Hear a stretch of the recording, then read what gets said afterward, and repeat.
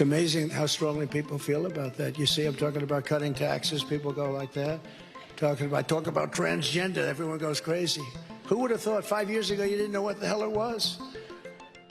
I don't believe that a lot of Republican elites, people like Trump, really care about trans people. They're just using us as a wedge issue to try to distract their political base from their real agenda, which is making wealthy people wealthier. Unfortunately, this violence is not limited to the policy arena.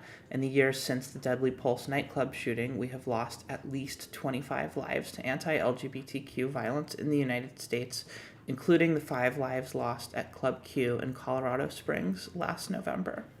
Just a couple of days into Pride Month, this violence surfaced at a protest outside an elementary school in the San Fernando Valley where I grew up, when a group of hateful anti-LGBTQ protesters showed up at a Pride celebration, going as far as to actually punch and pepper spray several counter-protesters, including a local faith leader.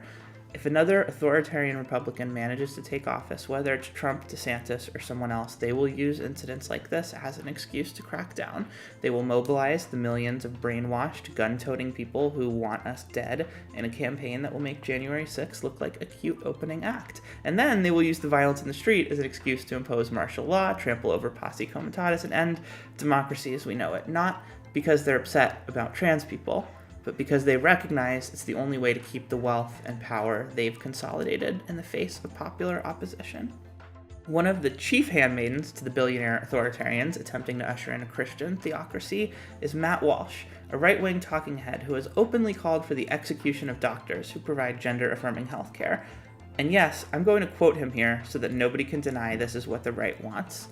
Quote, "As far as I'm concerned, mutilating and castrating children should be legally considered a capital crime and should earn the prescribed penalty for such crimes," Walsh said.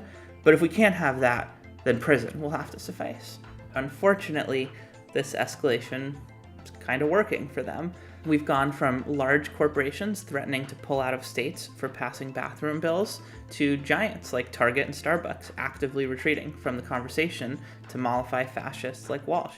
This whole backlash is a reaction to the fact that we're winning, that queer people, that LGBTQ people, trans people have more rights now in the United States than we did 10 or 15 or 20 years ago, but there's always going to be resistance to that progress, and I think that's what we're seeing, and I think it's on us to keep pushing through that as challenging and difficult as it may be, and again, that requires preserving our democratic institutions. It's going to be really hard to win this fight if we have another Republican president. It really is. That's going to change the landscape in a big way.